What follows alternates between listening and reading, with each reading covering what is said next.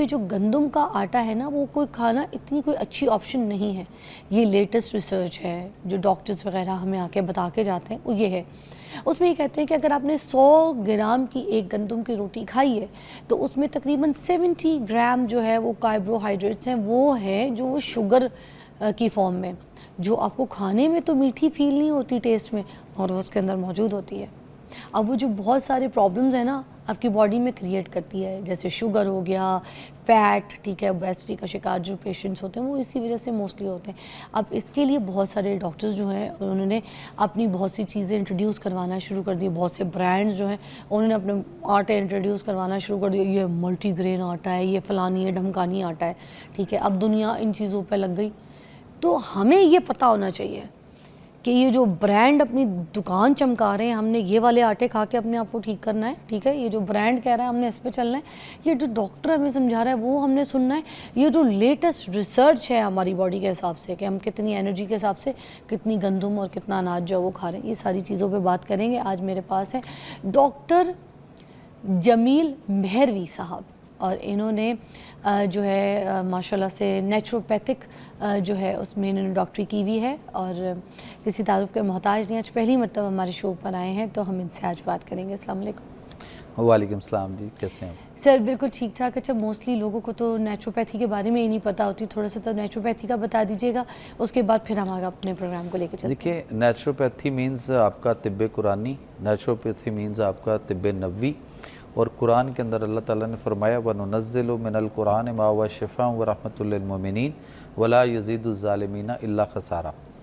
यानी अल्लाह फरमाते हैं कि बेशक हम नाजिल करते हैं इस कुरान में ऐसी चीज़ें जिनमें सरासर शिफा है और ये बाइस रहमत मोमिनीन के लिए। तो वो जो चीज़ें जिनका ज़िक्र अल्लाह ने कुरान में किया नेचुरल हैं, नेचुरल इंग्रेडिएंट्स हैं, और हमें फ़ितरत और नेचर के मुताबिक ज़िंदगी गुजारनी चाहिए। और अगर हम नेचर और फितरत के करीब रहेंगे तो बीमार नहीं हो सकते, और अगर हम बीमार हो गए किसी वजह से तो हमें नेचुरल इंग्रेडिएंट्स पे रहना है। नेचर हमें नेचर के करीब लाएगी और हमारी तमाम बीमारियां जो है वो ठीक हो सकती हैं। और अगर हम कोई ऐसे chemicals, antibiotics, steroids, life saving drugs या एंटी एसिड्स और पेन किलर्स, इन चीज़ों पे रहेंगे तो इट्स ऑल केमिकल, और इन पे जब हम जाएंगे तो ये हमारी फितरत और नेचर में बिगाड़ पैदा करेंगी। नेचर फितरत हमारी और दूर, हम उससे दूर होते जाएंगे तो हम ठीक नहीं होंगे कभी भी। और इसीलिए मैं कहता हूँ कि ये जो फ़रंगी तिब का जो तरीका इलाज है ये साइंटिफिक है ही नहीं, लेकिन हम इसको आज सारे के सारे एक माइंड सेट हो गया हुआ है कि ये साइंटिफिक वे ऑफ ट्रीटमेंट है या ये मेडिकल साइंस असल वो है, तो ये है ही नहीं, साइंस ही नहीं है। तो बताइए ना कि आपकी रिसर्च क्या कहती है कि जो आटा है जी, ये हमें खाना चाहिए? आज के दौर की रिसर्च जिस तरह से मैं बयान कर रही थी, देखें, सबसे पहले तो ये है कि हमें अल्लाह को कुरान हकीम के अंदर इरशादात को देखना है और फिर नबी करीम सल्लल्लाहु अलैहि वसल्लम की तालीमात को देखना है, मसला हल हो जाएगा। कुरान में हम देखते हैं तो अल्लाह ताला ने सूरह रहमान के अंदर वल हब्बु ज़ुल अस्फ़ वर रेहान फ़बिय्य रब्बिकुमा तुकज़्ज़िबान, वल हब्बु का मतलब है और भूसा वाला अनाज जिसके अंदर छान हो, यानी चोकर हो। किसी दौर में ये छान समेत होता था आटा, फिर उसके बाद चाइना चक्कियाँ आईं और इस तरह से, और वो इतना आटा बारीक पीस के क्रश कर दिया कि उसके अंदर वो सारा जो फाइबर होता है या जो वो छान होता है वो सारे का सारा जला बर्न कर दिया गया, और वो उल्टा कार्बन बना और हमें प्रॉब्लम करता है। एक नंबर दो, जो गंदम है हमारी, वो किसी दौर में हमारी हाइट से बहुत बड़ी होती थी, इंसान उसमें खड़ा होता था, हाथ वेव करता था फुल ऊपर करके तो इतना हाथ नज़र आता था, हाइट कद्दावर होती थी गंदम, देसी गंदम जो हमारी थी। बायोलॉजिकल वॉर आई और बायोलॉजिकल वॉर ने क्या किया कि हमारी वो गंदम छोटी करते चले गए, और अब वो हम उसमें खड़े हों तो हमारे घुटने तक वो गंदम नज़र आती। हाइब्रिड बीज है, प्रॉब्लम करता है। लेकिन अल्लाह के नबी सल्लल्लाहु अलैहि वसल्लम को अगर हम देखते हैं तो आप सल्लल्लाहु अलैहि वसल्लम ने सारी ज़िंदगी, अपनी 63 साल ज़िंदगी में आप सल्लल्लाहु अलैहि वसल्लम ने सबसे ज़्यादा जौ की रोटी तनावल फरमाई, और गंदम की रोटी कभी कभार आपने खाई है, कभी कभार, बहुत कम, कभी कभार। और मैदा की बनी हुई कोई चीज़ आप सल्लल्लाहु अलैहि वसल्लम ने चखी भी नहीं।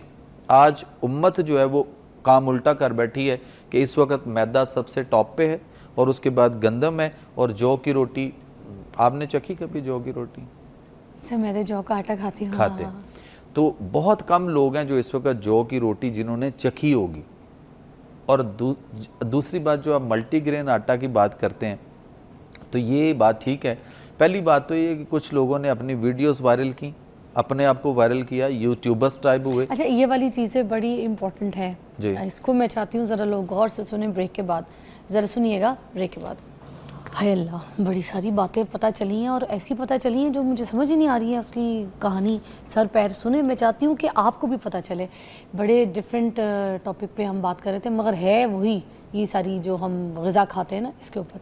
मगर मैं आपसे एक सवाल करना चाहूँगी कि जो मल्टीग्रेन आटा है सर, ठीक है, अब मल्टीग्रेन आटे को उसकी अगर हमने कोई एक रोटी बना ली है मल्टीग्रेन आटे की, ठीक है, उसको हम खा रहे हैं दाल के साथ ही। अब अगर हमने कोई चावल उबाल लिए हैं तो उसको भी हम दालों के साथ खा रहे हैं, मतलब ये है तो कार्ब्स ही ना, एक कार्ब्स को कार्ब्स के साथ ही खा रहे हैं। तो ये सही है क्या जो हम दाल चावल का एक कॉम्बो खाते हैं? देखें, पहली बात तो ये है कि इस वक्त जो चावल है आपका जितना भी मार्केट में, इस सारे का सारा इस वक्त आर्सेनिक इसके अंदर बहुत ज़्यादा आ चुका हुआ है। और वही ये वो आर्सेनिक है जो आपकी ब्रायलर मुर्गी के अंदर भी आर्सेनिक है, जो कैंसर कॉज करता है, और वही आर्सेनिक चावल में आ चुका हुआ है, पहली बात। दूसरा ये है कि जो चावल हम खाते हैं, कितना बड़ा ट्रेंड है हमारे यहाँ और अलमिया है कि लोग चावल के ऊपर दही डाल के खाते हैं। तो चावलों पर दही डाल के खाना तिब के नुक्ता नज़र से इंतहाई मुज़रे सेहत है। और दूसरा, जब आप दही खाएंगे तो उसके साथ मूली, खीरा, टमाटर, प्याज, बंद गोभी उसके साथ खाना गलत है। तो ये सैलेड और बनाने हम के लिए दही के यस अंदर सारा हम कुछ ये सारा कुछ उसमें डाल के हम उसके उसके डाल के उसके अंदर वो जो रायता बनाते हैं, हाँ, मिक्स तो सब्जी का, मिक्स सब्जी, ये हो गया गलत। और फिर इसको हम डालते हैं चावलों के ऊपर तो और ज़्यादा गलत हो गया। तो फिर बीमारियां ना आए तो क्या हो। दूसरी बात आ गई कि जो मल्टीग्रेन आटा है, ये जिन लोगों ने वो शुरू किया ना, एक मार्केटिंग मुहिम लेकर आए और उन्होंने अपना यूट्यूबर बने, अपने आप को पहले वायरल किया, फिर उन्होंने अपनी प्रोडक्ट्स निकाल ली। मैं नाम नहीं लेता, सब दुनिया उनको जानती है। आप उनसे किसी से पूछ लें आपके पास ग़िज़ा की डिग्री कौन सी है, आपने ग़िज़ा पढ़ी? ये बहुत बड़ा अलमिया है। पाकिस्तान समेत पूरी दुनिया में एलोपैथिक डॉक्टर्स जहाँ जहाँ भी मेडिकल कॉलेजेस हैं, यूनिवर्सिटीज़ हैं, हेल्थ साइंसेज यूनिवर्सिटी हैं, किसी में ग़िज़ा की कोई किताब नहीं पढ़ाई जाती। तो सर ये कौन इस तरह की बकवास करता है, कौन बोलता है इस तरह? कौन करता है? जिसने पैसा कमाना है। अब मल्टीग्रेन आटा, सोशल मीडिया पे इस तरह की बातें करते हैं, जाहिर है वही करेगा। और अब बातें क्या करते हैं कि वो कहते हैं जी हमने मल्टीग्रेन आटा लें और मल्टीग्रेन आटा हमने बना लिया, हमारा ब्रांड बन गया, आप ये ले लें। अच्छा, अपना उनका अपना ब्रांड बना लिए इस वजह से। देखें, अगर तो सर ये तो वही बात है ना, अपना ब्रांड बेचने के लिए आप लोगों को पहले उल्लू बनाते हैं, कहानी बनाते हैं, उसके बाद अपना ब्रांड लॉन्च कर लेते हैं। That is not nice. बिल्कुल जाहिर है, सिर्फ वही पैसा बात कमाएं। मैंने की, दुकान आप नहीं देखें चमकानी ना, है। हाँ, अब देखें कि अगर मल्टीग्रेन कोई चीज़ होती या हो सकती होती तो पहली बात है कि क्या अल्लाह जो है वो कोई मल्टीग्रेन बीज पैदा नहीं कर सकता था?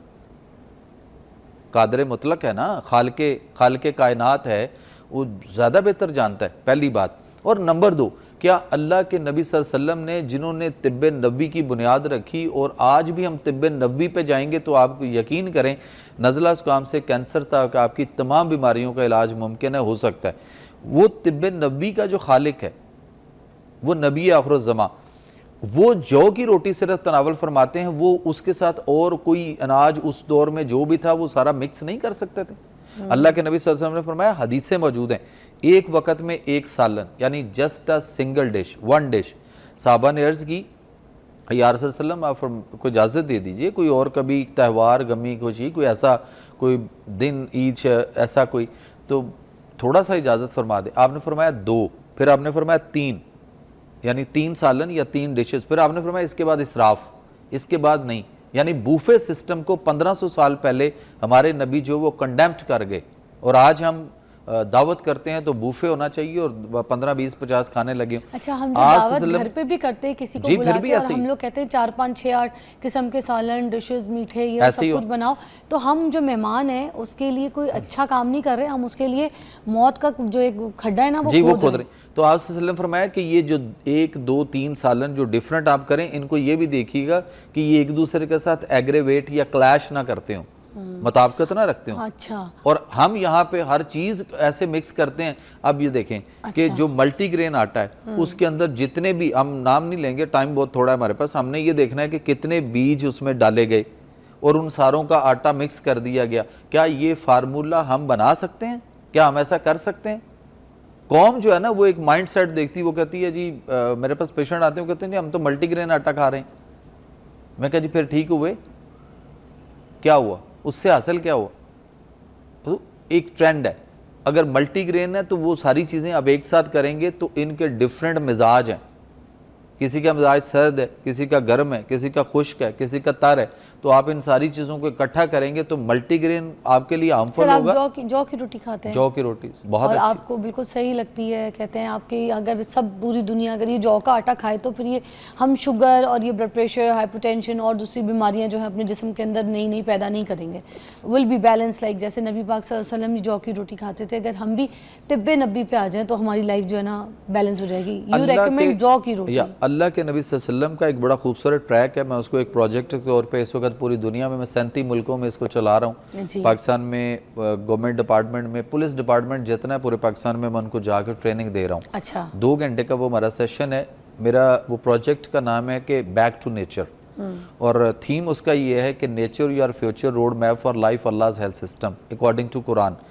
और मेरा वो जो प्रोजेक्ट है अगर उसको हम अंडरस्टैंड करें और कौम उसको समझे और उस पर 1 साल सिर्फ अमल करे तो आपके पाकिस्तान का जो हेल्थ का बजट है गवर्नमेंट का, वो मिनिमम जो है वो 1 साल के अंदर 80% जो है वो विल बी रिड्यूस्ड, कम हो सकता है। बीमारियां घरों से ख़त्म हो सकती हैं। अल्लाह ने इतना खूबसूरत ट्रैक दिया है, अल्लाह ने इंसान को बेयारो मददगार भेजा है यहाँ पे। हमारे पुलिस डिपार्टमेंट में तो सबसे ज़्यादा ओबेसिटी देखने को मिलती है। मैं तो बहुत मुश्किल से देखती हूँ कोई स्लिम स्मार्ट कोई पुलिस वाले हों। जितनी जो भी पुलिस डिपार्टमेंट में के लोग हैं तो इसी तरह मुख्तलिफ जिनको देखती हूँ तो मैं सबसे ज़्यादा उनका पेट भी बाहर होता है। इसी तरह मुख्तलिफ स्कूल कॉलेज यूनिवर्सिटी में करवा रहे हैं। मैं पीछे वेस्ट अफ्रीका के प्रेसिडेंट की इन्विटेशन पे एज अ स्टेट गेस्ट उनके प्राइम मिनिस्टर मुझे मिलना चाहते थे, हालांकि मैं एक छोटा सा अदना सा बंदा हूँ। उन्होंने कहा जी हमारे प्राइम मिनिस्टर मिलना चाहते हैं, तो मैं एज अ स्टेट गेस्ट उनके 16 मुल्क विजिट करके आया हूँ और वो 16 मुल्क अटैच हुए हैं। मुझे उन्होंने एज ए एडवाइज़र लिया वहाँ पे कि जी आप हमारे साथ काम करें। तो असल ये है कि अल्लाह का निज़ाम सेहत को अगर हम फॉलो करें और फितरत और नेचर के करीब रहें। अब देखें ना, लोग देसी घी बहुत अच्छा है, लेकिन देसी घी तवे के ऊपर लगाना जुर्म है। उसको पराठा बनाना, उसके अंदर लगाना, सेकना। आप उसको चपाती बनाएं, उसको नीचे उतार लें, उसके ऊपर देसी घी जितना मर्जी लगा लें, कुछ नहीं करता। और हांडी को उसके साथ भूनना भी सही नहीं है। जब खाना पक जाए तो 1 चम्मच ऊपर डाल दो, दम रख लो। जी बिल्कुल, उस वक्त लगाएं, दम कर दें उसको। या नीचे उतार के जैसे हम साग में, या ऊपर डाल दें, जैसे हम साग में डालते हैं, दाल के तड़के पर देसी घी खुशबू के लिए डाल देते पकने के बाद। बिल्कुल।